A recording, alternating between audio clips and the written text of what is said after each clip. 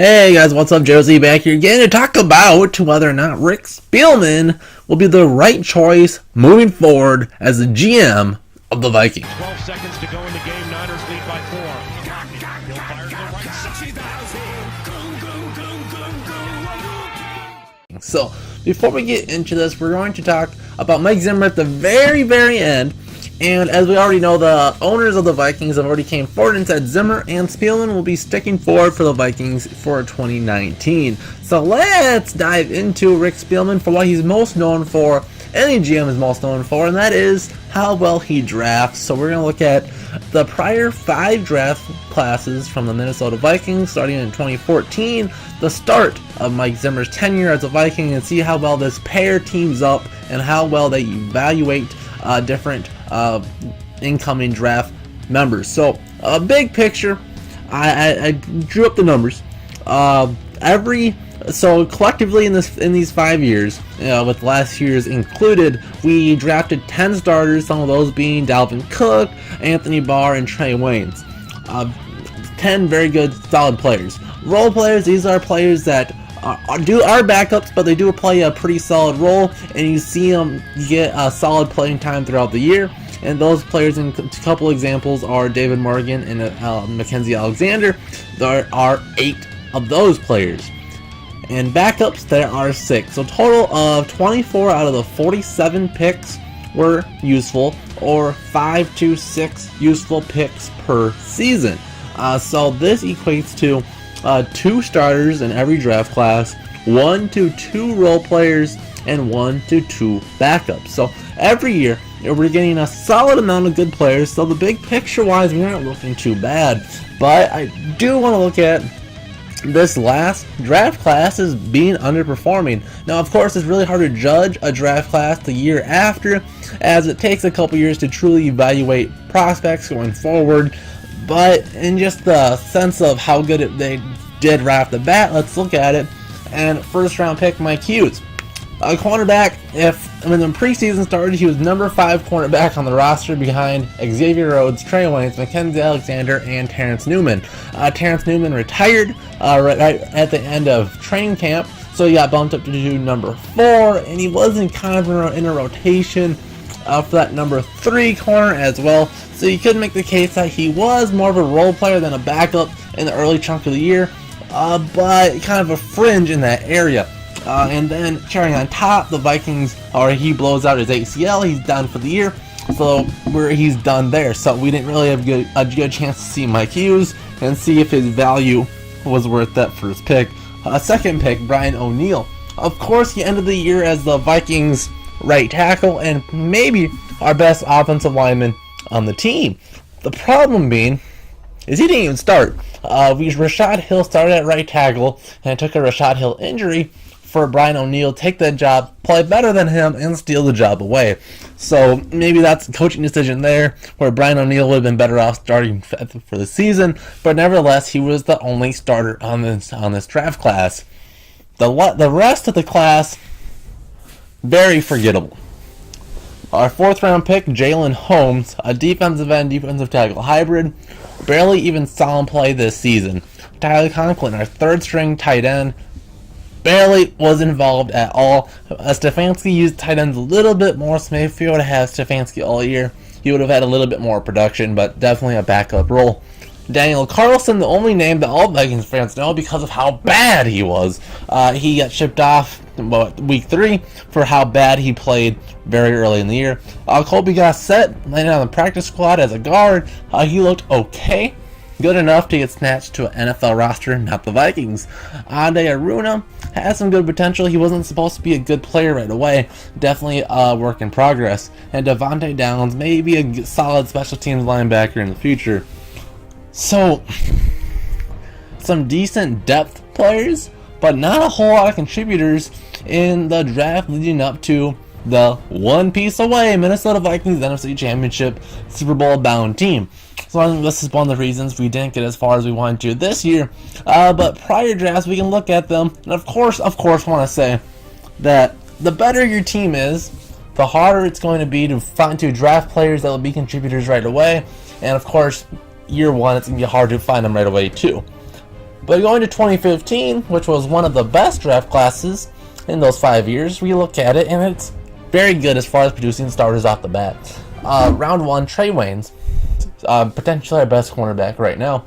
Round 2, we get Eric Hendricks, been leading the Vikings in tackles ever since. Round 3, Danielle Hunter, potentially our best defensive player right now. Got 12 sacks. His rookie year was phenomenal.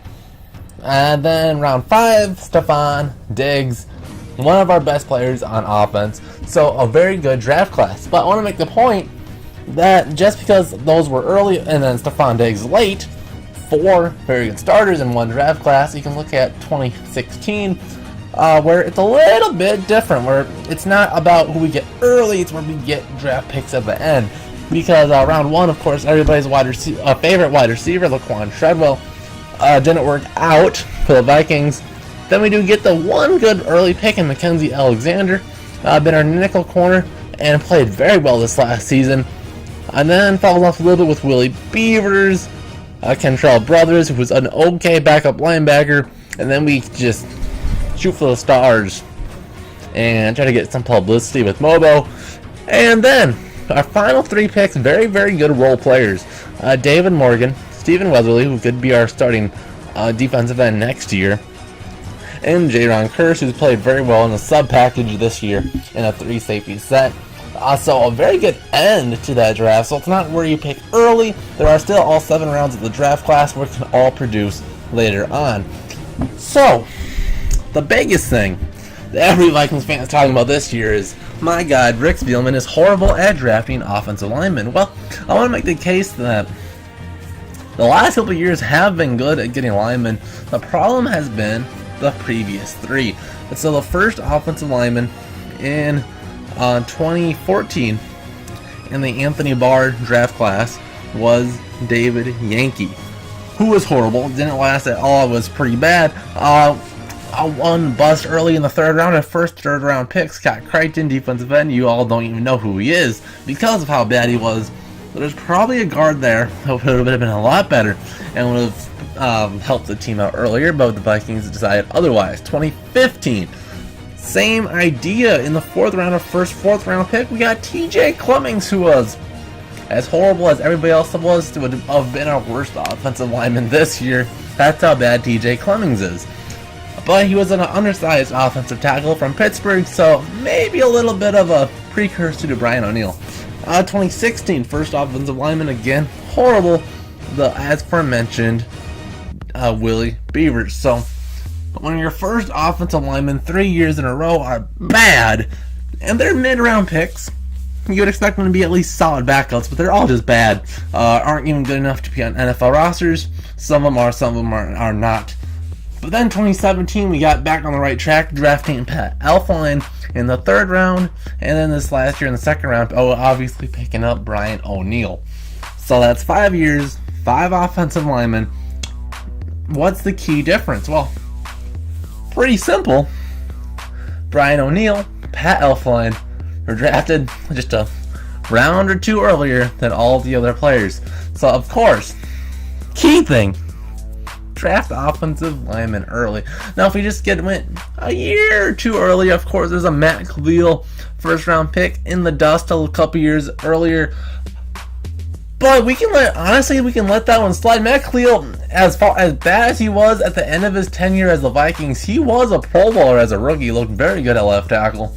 And then he was injured his sophomore year and never really got back on track, and still is horrible with Carolina.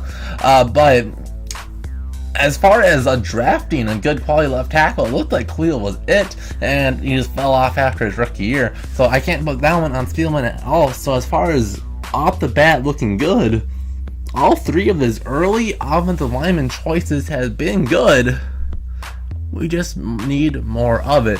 And now the point being is that not all of our early picks are good. You look at 2015 where our first 3 were amazing. So maybe TJ Clemmings was the best available in the 4th round, and you definitely are not going to go away from getting Trey Waynes, Eric Hendricks, or Danielle Hunter. That's definitely a draft class where you get the best available, and that was a very good case of doing so. 2016, on the other hand, the Vikings reached for a wide receiver in Treadwell when we already had not very seasoned, but nevertheless we had Thielen and Stephon Diggs on the roster. Michael Thomas was, of course, landed in the second round in that class.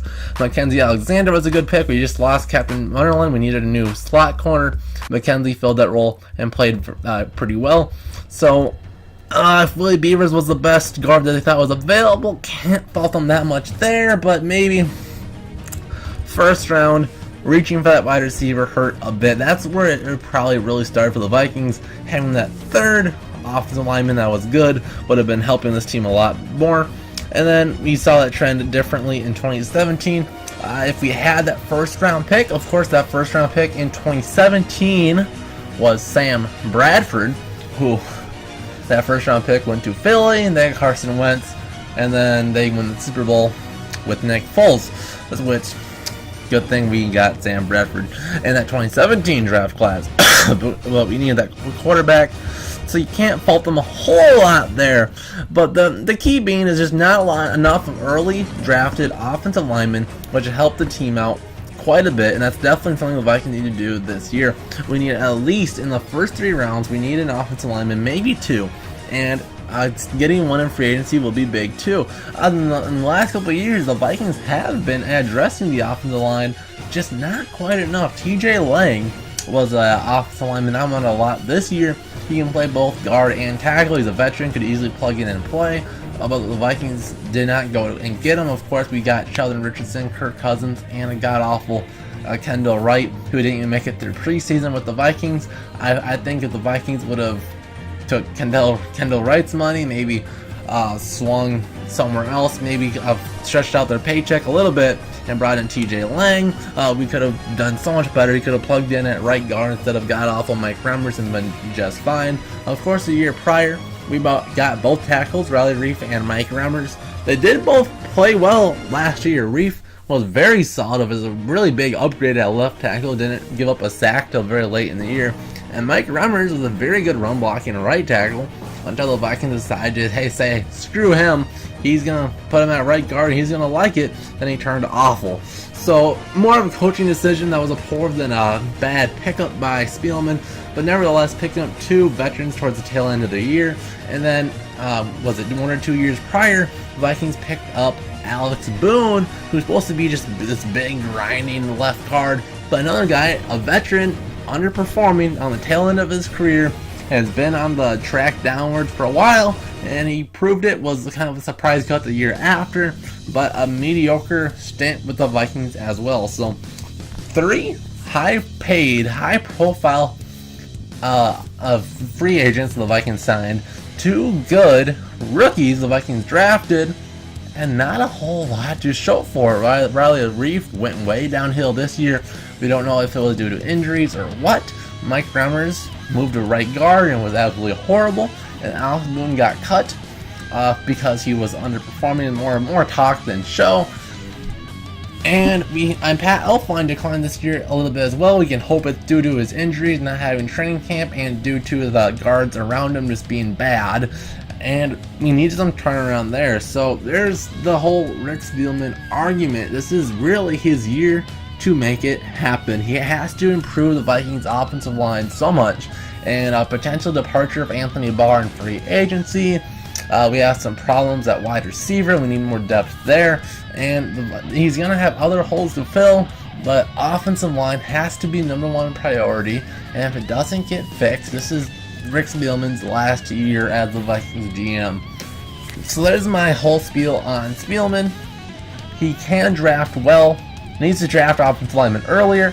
And the Vikings will be better. But my quick little spiel on Mike Zimmer. I was going to do a whole video, but Purple for the win. Andy Carlson already did it. I had very similar feelings that he did, so check out his video. My thoughts quickly is that Zimmer is obviously a fantastic defensive coordinator. He's changed our defense immensely from the time he got here. But ever since he came to the Vikings, he's had plenty of stuff to work on as a head coach. He has plenty of flaws still as a head coach. So it might be a case where he's a great defense coordinator, not a great head coach, and still has to make some changes of his own. He has to improve just like the players. He's still early as a Viking head coach, he had a lot of time management struggles, and he still has had a very bad track record with challenges. That horrible one, week 17, we can all talk about, and maybe a little bit of losing the locker room, a lot of miscommunication. Guys, he is the head coach, not the defensive coordinator. If you want John D. Flippo to run the ball, the Vikings would run the ball, but that did not happen, and he's the head coach, and he couldn't make those type of changes. So he's another one on thin ice, a little bit thicker than Spielman, but definitely thin ice. But definitely check out People Purple for the win. He's a little bit longer. Give your thoughts and likes there. And yeah, so there's my thoughts on Rick Spielman, and a little bit something on Mike Zimmer. So give me your thoughts in the comment section down below. Do you believe Rick Spielman should be fired? Do you think Mike Zimmer should be fired? Give me your thoughts in the comments, and we'll see you guys in the next JOZ Vikings video. See you guys then.